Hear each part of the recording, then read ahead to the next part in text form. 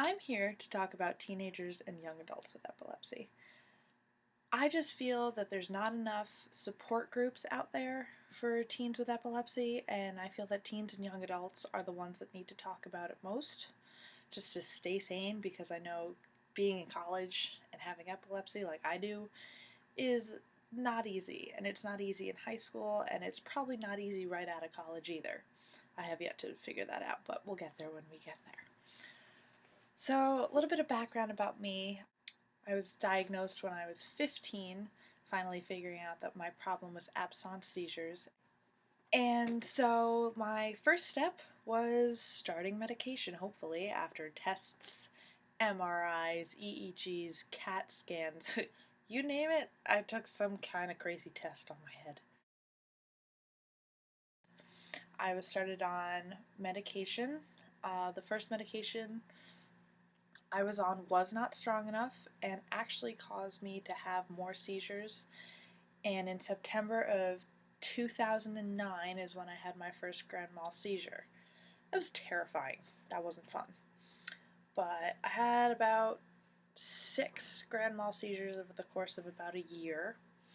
And that was during when my medication could not control my epilepsy. I went to the hospital over and over again, EEGs, so many of them, overnight EEGs. That was miserable, having needles and stuff in my arm, and just, so they could administer Ativan if I needed it, because if I was going to have a seizure.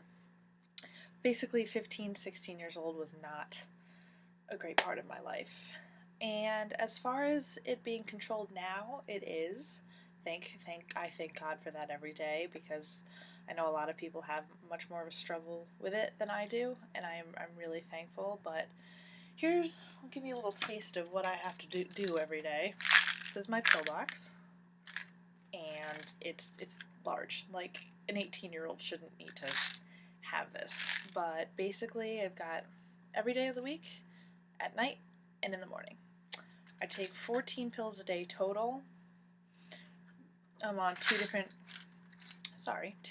kinds of meds for epilepsy: Keppra XR and Lamictal. I was started on the Keppra XR, but that wasn't enough, so they added Lamictal, and thank God that saved me. I also found out that I have myoclonic seizures, which they're not funny, but for me, I find them funny because they're not controlled on my medication, so sometimes my arm will just jerk, or I've kicked people.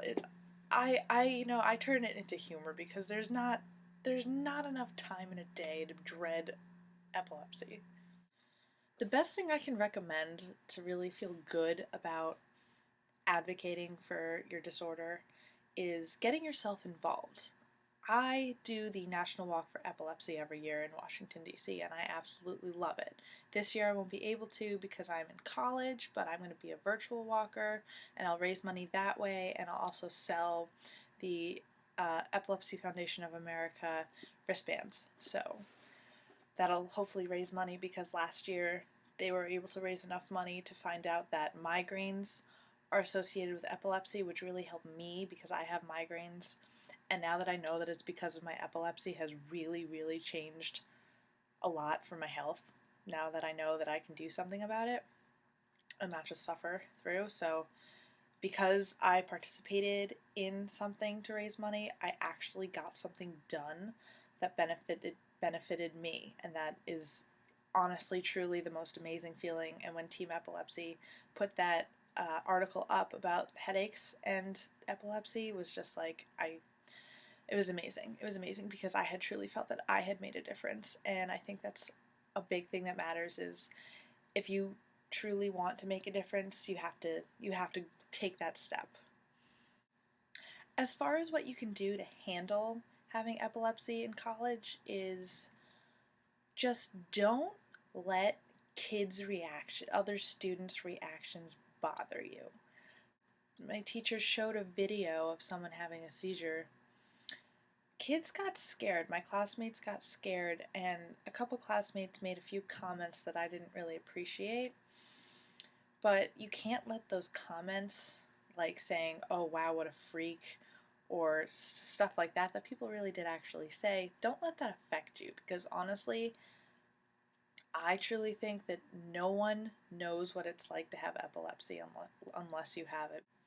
Right now I'm writing an English paper about my journey with epilepsy, right through my first seizure, ambulance rides, hospital visits, the whole thing. And I was actually conferencing with my professor about how I should revise my essay and everything like that. And she was, she was saying out loud, when have you had an episode? She was using the word seizure, and this one kid was eavesdropping on the conversation, and I caught that, and it's okay, but like after that, the rest of the class, he kept staring at me, and it was just it did bother me. Like, I'm not gonna say, oh yeah, it didn't bother me. Like, it did. It was kind of like, mind your own business. I've got my thing. You've probably got your thing. I don't know what it is. But at the end of the day, just say, you know what? I've got it. I'm proud of it. And basically, rock it without flaunting it. The best piece of advice I can give for a college student with epilepsy, and a lot of you probably don't want to hear this, but you really should not drink or do drugs. Drinking and drugs affects your medication and also lowers the barrier, so the possibility to have a seizure almost doubles when you are under the influence. And maybe you're coming up on like an anniversary, whether it's 1 month or 3 years seizure free, but then you drink and you have a seizure, you're in the hospital all over again. And honestly, risking it isn't worth it. But if you're ever in a situation where you need to explain something to someone, don't be afraid. The point of this video was just to relate to other young adults, because I only know of one other seizure video out there on YouTube. I'm driving now, I'm at college, like, anything is possible. You just have to take the initiative and be stronger than your epilepsy. Thanks, guys.